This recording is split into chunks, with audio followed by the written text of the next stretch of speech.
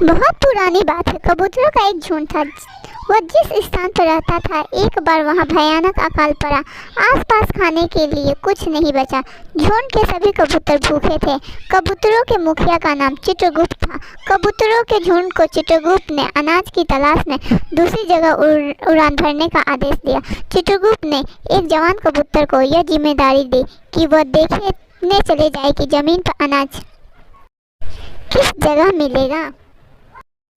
वह जवान कबूतर सबसे नीचे उड़ान भर रहा था। भूख के कारण सभी कबूतरों की शक्ति क्षीण होने लगी थी।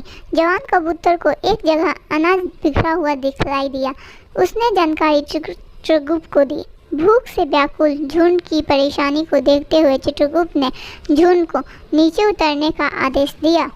सभी कबूतर नीचे उतरकर दाना चुगने लगे, लेकिन वह दाने एक शिकारी के फेंके रखे थे और एक वृक्ष पर जाल तना रखा था। जैसे कि कबूतर के झुंड ने दाना चुगने शुरू ही किया था कि शिकारी ने जाल नीचे गिरा दिया। अब कबूतरों का पूरा झुंड उस जाल में फंस गया।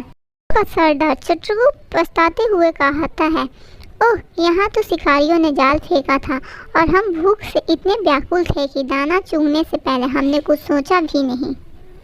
उसमें से कुछ कबूतर बचा बचा चिल्लाने लगे और कुछ रोने लगे। किसी ने कहा, शिकारी अब हम सभी को मार देगा।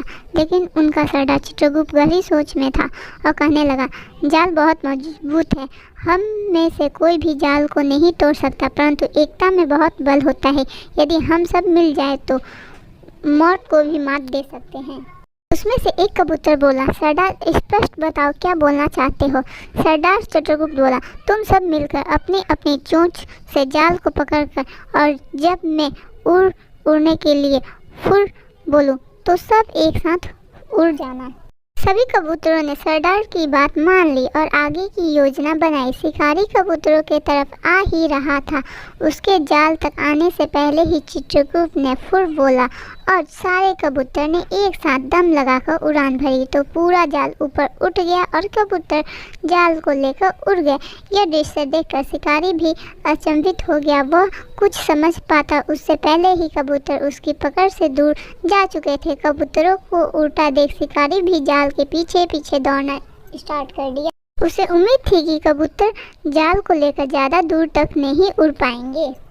के सरदार चंद्रगुप्त ने शिकारी को पीछे आते देखा तो वह थोड़ा भयभीत हुआ, परंतु उसने जाल से निकलने की योजना भी बना ली थी। पास ही एक पहाड़ी पर उसका एक मित्र हिरण्यक नामक एक चूहा रहता था। सरदार ने सभी को उसी दिशा में जाने का आदेश दिया जिधर उसका मित्र चूहा रहता था। कुछ ही देर में सभी कबूतर के बिल के पास उतरे। सरदार ने अपने मित्र चूहे को आवाज़ लगाई, भाई हिरण्यक, अपने बिल से बाहर आओ, आज मुझे तुम्हारी मदद की आवश्यकता है। हिरण्यक चूहा अपने मित्र चित्रगुप्त की आवाज़ पहचान गया और जैसे ही बिल से बाहर आया, चित्रगुप्त ने संक्षेप में सारा किस्सा सुना दिया और जल्द से जल्द जाल काटने के लिए कहा। मूसक हिरण्यक ने कुछ ही देर में जाल काट दिया और सारे कबूतर स्वतंत्र हो गए। कबूतरों के सरदार चित्रगुप्त ने अपने मित्र चूहे हिरण्यक को धन्यवाद दिया और कबूतरों का झुंड फिर से आज़ाद के साथ आसमान में उड़ने लगे। कबूतर और शिकारी की कहानी से हमें शिक्षा मिलती है कि संगठन में बल होता है। संगठित होकर असंभव को भी संभव कर सकते हैं।